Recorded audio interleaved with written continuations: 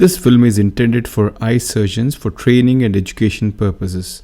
Viewer discretion is strongly recommended. Hi, this is Dr. Deepak Megur, and today we'll evaluate the technique of doing an horizontal chop in an hypermature Morgagnian cataract. This is a 75-year-old lady who has this hypermature cataract. It is filled with liquefied cortex. I was able to see the nucleus and it appeared to be brown. So when we examine, we can see a couple of specks on the anterior capsule, which are commonly noticed in these hypermature cataracts. So my concerns about this case would be, number one, the capsular and the zonular health. If the capsule is healthy, then rhexis is going to be a non-issue. And to add on to that, if we have a zonular weakness as well, which I'll be getting to know only when I touch the capsule. So if there is no zonular weakness, then it's a better deal. But if we have a zonular weakness, then it adds on to the complexities of the situation. And number three would be to deal with the dense nucleus. The nucleus is going to be mobile, and we don't have adequate cushion of the underlying cortex and the epinucleus, and dividing a mobile nucleus which seems to be quite dense is going to be a challenge. So these are the three main concerns for me, and we'll just see how each of these concerns unravel once I start the surgery. The surgery is being done under posterior subtenous anesthesia, which ensures the patient is much more comfortable, and I may expect a slightly longer surgery in this patient.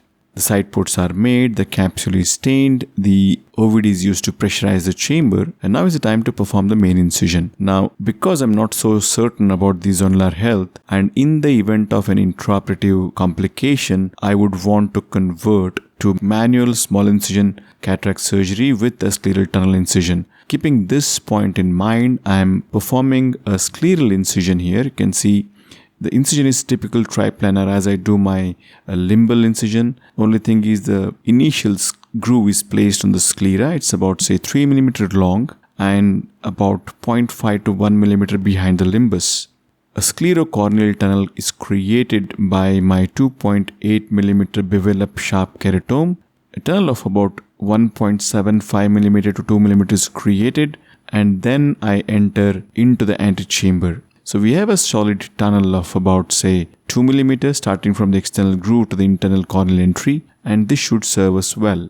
So time to perform the rhexis. We have already anticipated that the moment we touch the capsule, we are going to have egress of the liquefied cortex, and as anticipated, it just flows out.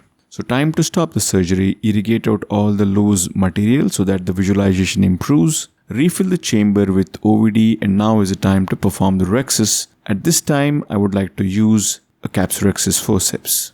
Until now, there is no evidence of any zonular laxity, so that's a good sign. The flap is held with the forceps, and using the shearing technique, that is the capsule is always kept in a folded form, the rhexis is begun. At this stage, I want to be mindful of the fact that I would want a bigger rhexis, not less than 5.5 mm, because I am going to deal with an underlying dense nucleus.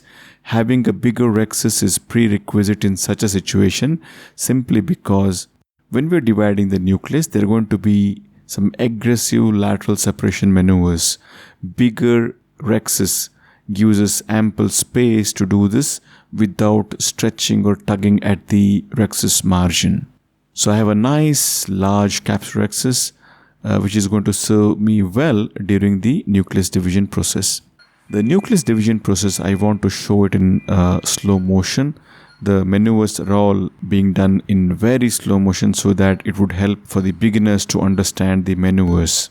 For the sculpt mode, the settings would be torsional energy, which is about 90%, very flow rate about 14 ml, and vacuum of about 80. So since the nucleus is dense, I would always want to create a small trench in the central part of the nucleus. This is simply because the tip which you are using, this is a balanced tip which is Kelman design 45 degrees, and it's a very thin tip. We don't have a wide bore like the one which we have in Oertli machine. So this is an Alcon machine. So this we have a very thin tip, and these thin tips, it's quite difficult for us to get a good proper hold. So that's the reason why it's helpful for me to create a small trench. This gives me access to the central core of the nucleus wherein I can really get a good hold. The secret for chopping always is to get a good hold, and to achieve that we need to hold the central core of the nucleus, which is the thickest and the densest part.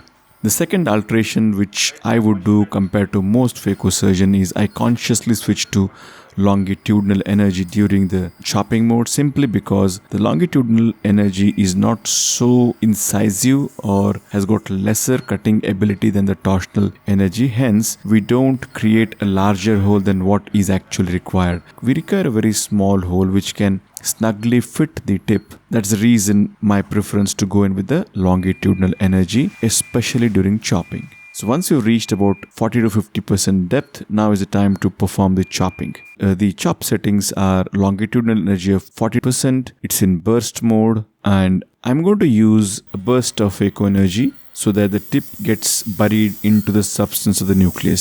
So I'm trying to show this in a magnified view, and how much of a tip has to be buried. Now this depends upon the density of the nucleus. In this case, the nucleus is very dense. So I'm going to use the power such a way that at least 90% of the entire length of the tip gets buried into the substance of the nucleus. This ensures adequate hold. And once the tip is buried, the horizontal chopper is placed exactly opposite to the phaco tip. It goes in and hooks the equator of the nucleus. To aid this, the nucleus is actually pushed towards me so that I can see the equator very well. And then once the equator is hooked by the chopper is then moved slowly towards the phaco tip. During this moment, the left hand has got an movement directed towards the phaco tip in a horizontal plane, whereas the tip, which is held by my right hand, the nucleus is actually held slightly towards the up and towards the right side. We can literally see that the surface of the nucleus is actually grazing against the capsular surface. Now, this movement is important simply because I want to be conscious that I'm not putting any pressure posteriorly, that is on the posterior capsule. The nucleus is literally held up and moved anteriorly. To know that the nucleus is moved anterior sufficiently, one clue is to always keep looking at the nucleus margin touching the anterior capsule. And once the scoring is done and when reached the center point, now the lateral separation maneuvers are being done. Because it's a dense nucleus, the lateral separation maneuvers have to be slightly larger than what ideally it should be, but never be too forceful. We are seeing a full thickness separation up to the midpoint. That should be fine. Release the nucleus, rotate the nucleus, and again the tip is to be buried into the substance of the nucleus. The chopper goes in and hooks the equator of the nucleus, and the same maneuvers are continued. As we can see, there is so our first free fragment is produced. Moving on to the next division process. The entire length of the tip is buried into the nucleus. The chopper hooks the endonucleus and then the chopper is moved towards the tip of the nucleus. A couple of lateral separation maneuvers are required to ensure that the last few fibers of the posterior plate are separated. The process is continued. We should be mentally prepared that we are not going to achieve a full thickness crack in the first attempt of chop and lateral separation. So many times we would be forced to do the lateral separation multiple times, and we may have to re-engage the tip because during the lateral separation maneuvers the tip can get dislodged and we lose the vacuum. So go back, re-hold the nucleus and then continue the lateral separation maneuvers. These are the cases where we need to be as gentle as possible and we need to be patient so that rather than being very aggressive with lateral separation maneuvers, it is worthwhile and more fruitful to attempt multiple lateral separation maneuvers but with lesser lateral force. Eventually, the nucleus is divided into multiple small fragments. So now is the time to emulsify them. The long chopper is now swapped with a smaller Sinskey hook, and each of these fragments is now being pulled out of the bag and then emulsified. Now, it's extremely important to ensure that we don't have lens chatter, because if we have lens chatter, it is going to cause significant amount of trauma to the endothelium. So when we're emulsifying these fragments, we should ensure that the fragment is just dancing around the tip. It should never jump away from the tip and be moving around aimlessly and hitting the endothelium. The only secret is to control the amount of energy being delivered appropriate to the density of the nucleus, which is controlled by the foot. And the second instrument on top of the emulsifying nucleus does help to prevent one stray fragment running away. I come out and push in more OVD, and again remaining fragments are being emulsified in a very controlled manner. So because the emulsification process would be being done much more anteriorly in this particular case, it would be worthwhile to spend a couple of minutes more to go back and always replenish OVD. Now, spare a moment to look at the way these fragments are moving, these couple of fragments. At no point of time we can see that these fragments have running away from the phaco tip. They're always attached to the phaco tip, just dancing around it as the size of these fragments eventually decreases and disappears. Now, this is the secret to achieve a clear cornea on the first post-op day. You have to control the turbulence. And this is what I mean by, controlled emulsification of fragments. At no point do we see that any of the fragment is running stray and hitting the endothelium. Now, this is the last piece. Again, one can appreciate the fact that the emulsification process is slightly slower, but it is very much controlled, and it's always around the tip and it gets emulsified. So when you're doing in such a controlled manner, be rest assured that the cornea on the first post-op day is going to be clear. So the only price which you have to pay is a little bit of time. You need to go slow. That's the only thing. We can see that there is one fragment hiding under the side port, and again it's negotiated, brought it to the center of the pupil and then emulsified. There's hardly any cortex to remove. The bag is filled with OVD and the planned intraocular lens is placed into the bag. OVD both in front and behind the lens is irrigated out. That's it, the case is done.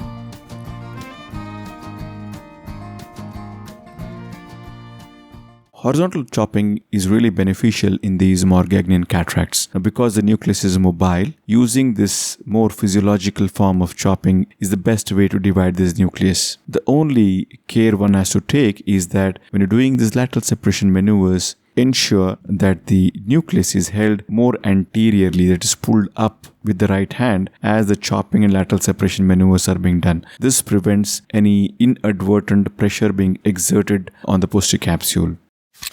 And the second point would be, when we're aspirating these fragments, ensure that there is no turbulence by using the right amount of power for that particular density of the nucleus. Avoid using excessive energy. Excessive energy causes lens chatter, and increased turbulence in the antechamber is the primary reason why we can have a corneal edema on the first post-op day. So ensure that the nuclear fragment is just dancing around the tip as it is getting emulsified and eventually disappears. So the secret is to go slow with your phaco power. Use just the right amount of power which is required to emulsify and you would be fine. So going slow is the key. So that was it. Thank you for watching and hope you found this helpful.